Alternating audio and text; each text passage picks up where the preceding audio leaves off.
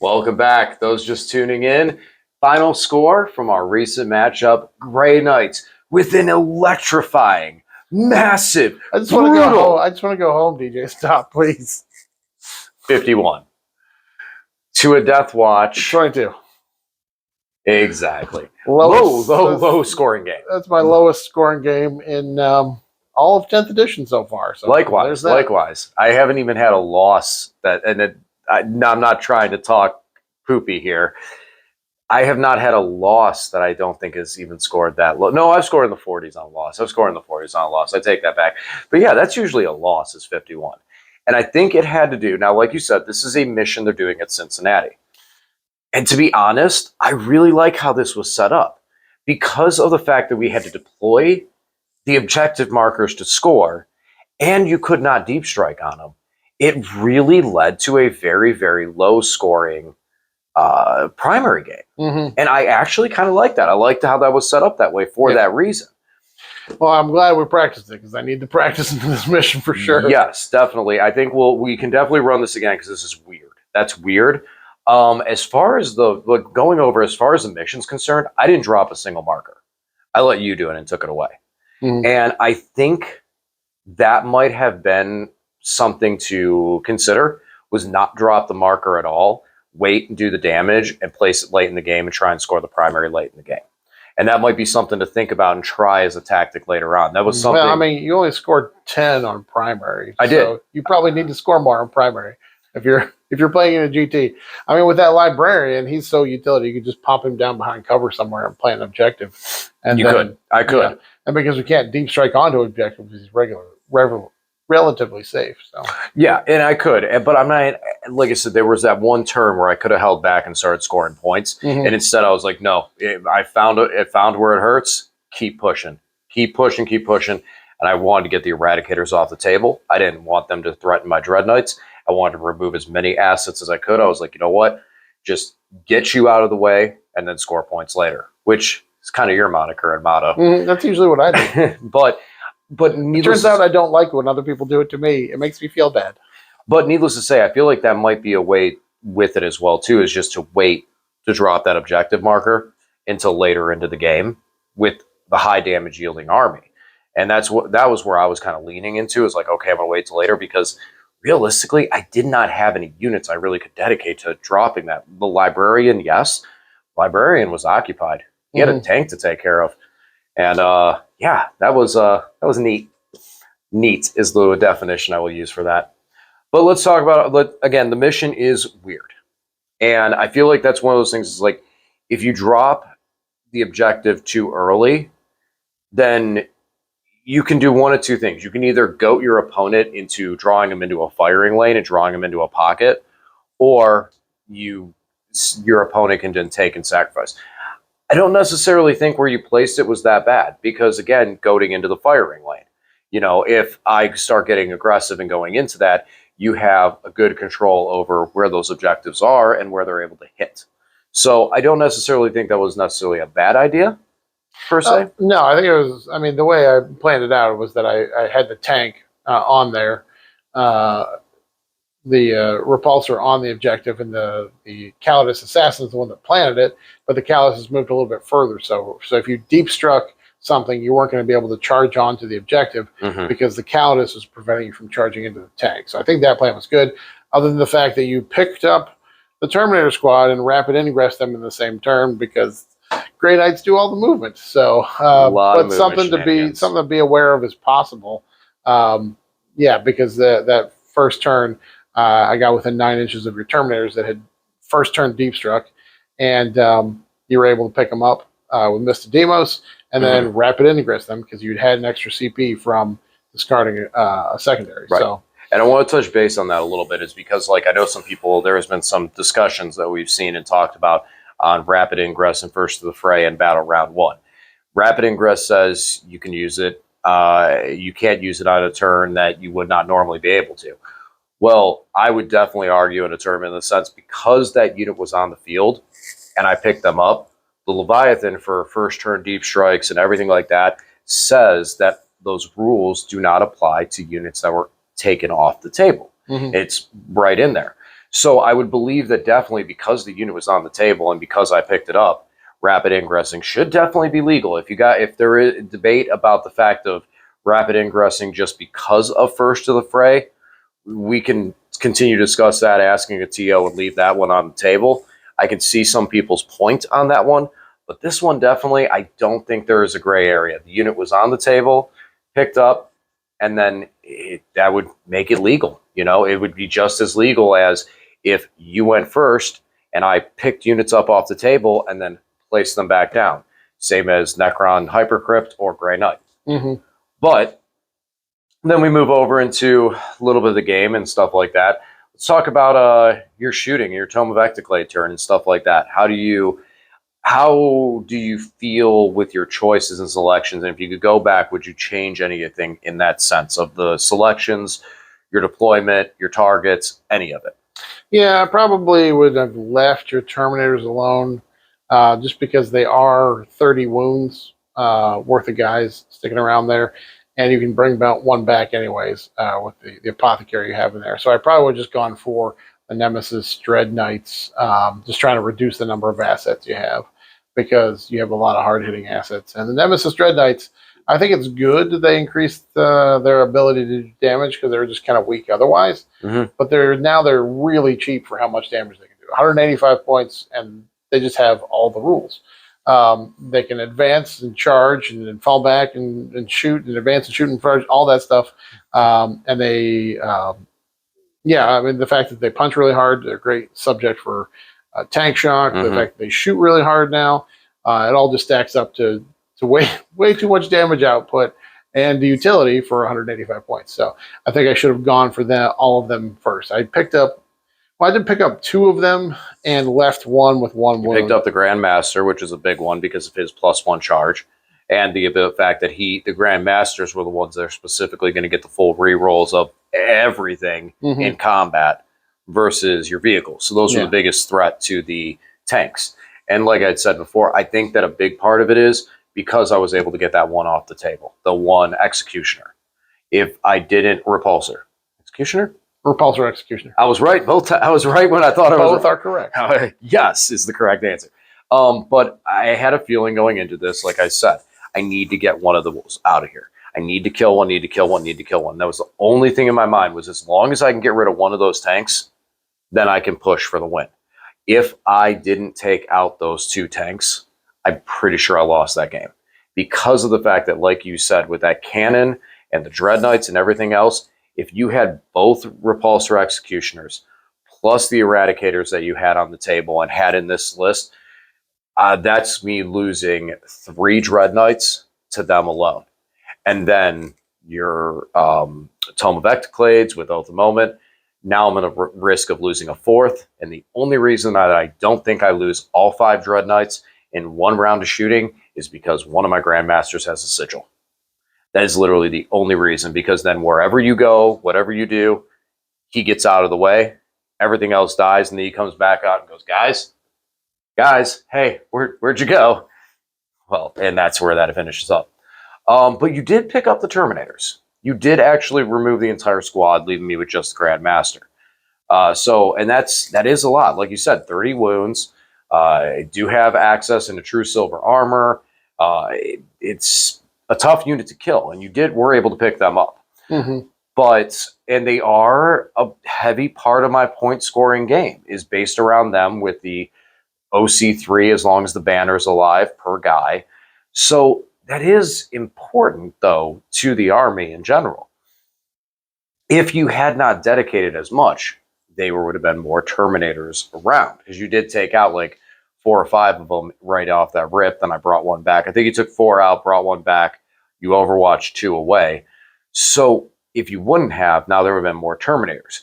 Do you feel like you would have had a late game answer for the Terminators moving into it without Tome of Ectoclades and being able to reroll wounds for the Devlins? I'm not that worried about it. Like I said, you have 5 Dread Knights, the Purifiers, and then the Terminators. If I kill all the Dread Knights right away, you only have really 2 assets left, plus your Librarian. I think the Terminators is something I could probably ignore till the end of the game, because they're just one unit. you know, and their damage output in combat is really strong. Otherwise, that is some side cannons and some storm bolters from their shooting. I think I would be able to play the game, stay away from it a little bit, and just ignore them basically to the end of the game. Picking up the Dread Knights, like I said, they're just so efficient for their points that scooping them up. I probably should, if I was playing you in a tournament like this, I should probably take fixed. And go at and then just score the because points every time up. you throw those Dread Knights at me and those Grandmasters, that's a bunch of points for me. You know, you're just feeding me secondary. Assassinate and break it down. Yeah, because of your control of the board, it makes it difficult for me to go out and do secondaries when I just have to focus on blocking out your deep strikes. That's a good thing to see in hindsight too, as well. For it is to kind of look into that style, because you know Hypercrypt can do something similar. That if you see a potential possibility to go in a fix, that might be that way to go. Now, and this is but back and forth on it. You can't max out, bring it down, and assassinate. Both of those two against me. DJ, I scored 22 points. I scored 22 points.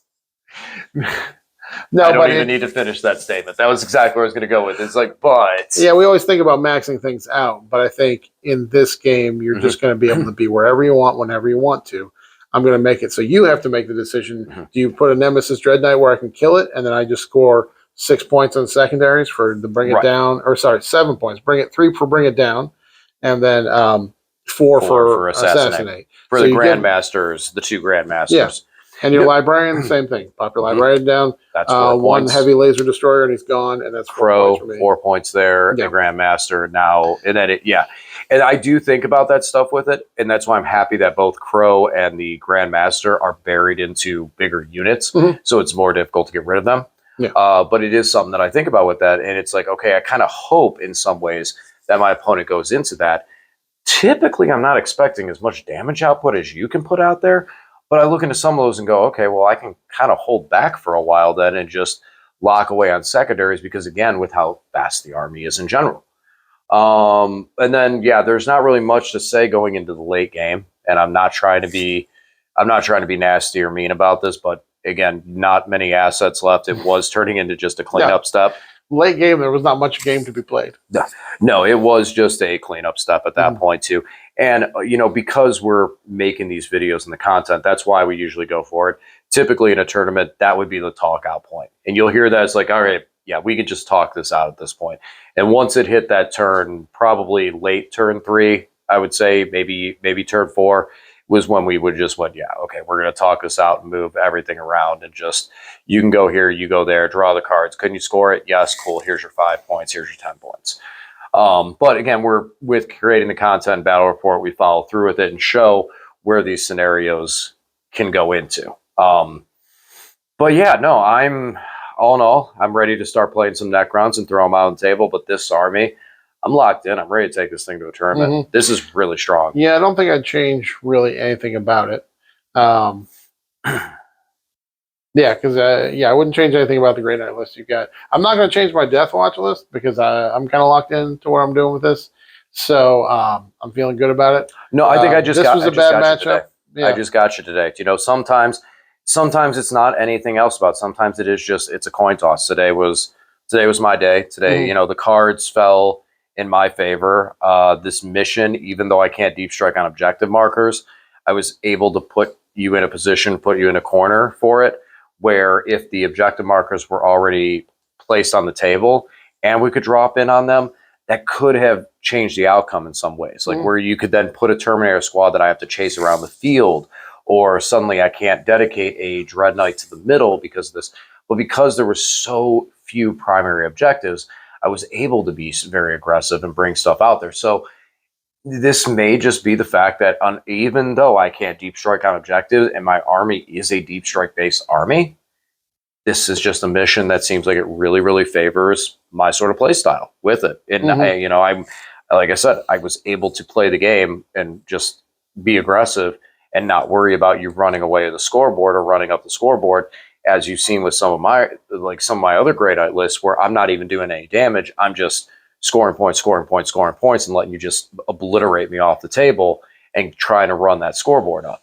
This one, no one could run the scoreboard up. because there was no objectives to run the scoreboard up with. Yeah, I don't like this mission typically for competitive play because it creates some weird scenarios. For example, turn one, I pulled tempting target.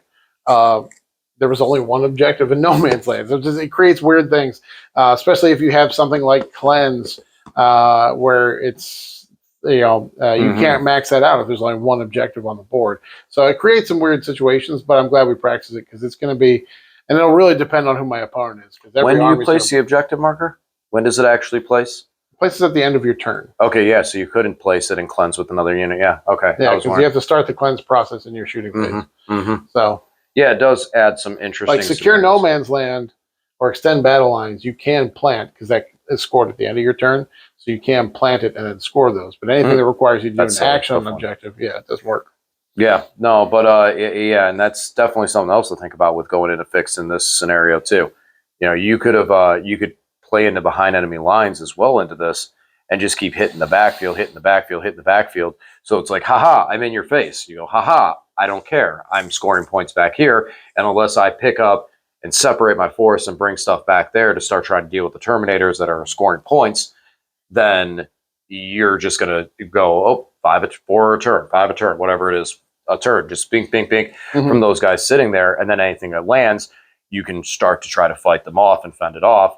And that might as well be a good play to be able to kind of separate my army so I'm not hitting you all at one time, all in one place. Yeah. But yeah, this is a weird one. This is a good one. Wouldn't mind. I think we definitely should run this again before, hopefully, if we can get the chance. We only have like 1 week for you, so I can't really say before.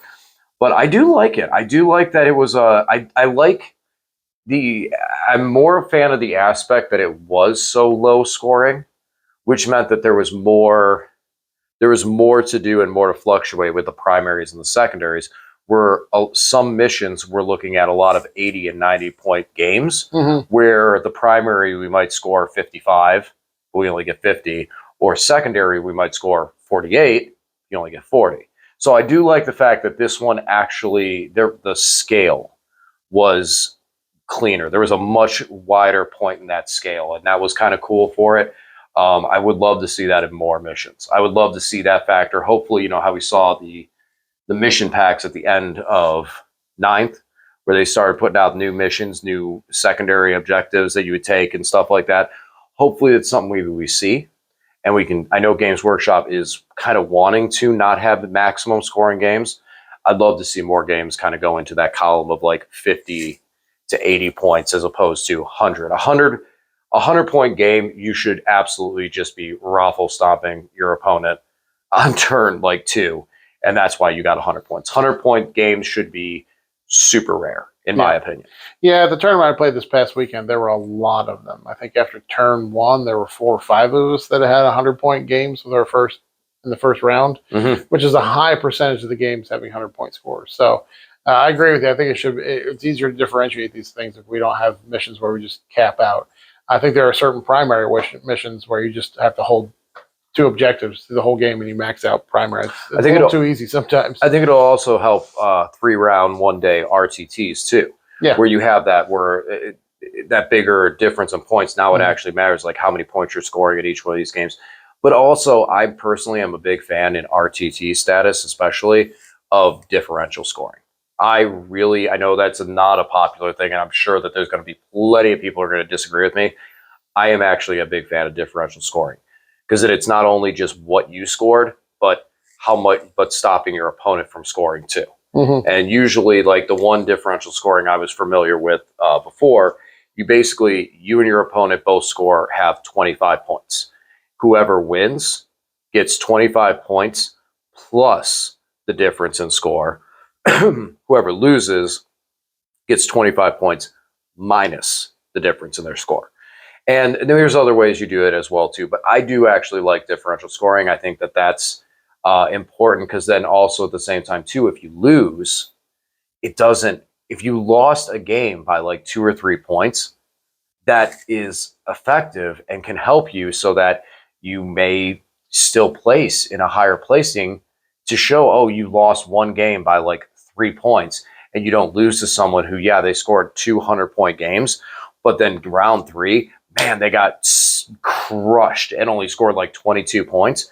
Well, now, your 98-point win, 98-point win, and then your 89-point loss, you still are going to sit higher than that person potentially. I know my numbers might be terrible on that. Please don't do the math. Don't do the math. Don't do the math. The principle of what I'm trying to say is, and I'm sure that people who have been out there competitively have seen that too and gone, really, I just dropped to 4th place because of that reason. Mm-hmm. And it does lead to some feels bads, but it's complicated on how to do it. No, it's never going to be perfect. But there's a lot of good systems. At least we're trying. At least the tournament scene's trying, with things like VCP and that. So, Lane, any closing thoughts? No, I'm ready to be done with this one. Put this one away. We're ready for the next game. I need to go home and sleep this one off. Yeah. I feel you. Well, though, I think we settled the debate. The true answer is you need pajama pants, man. No, I refuse. Guys, as always, thanks for watching, and we'll talk to you again soon.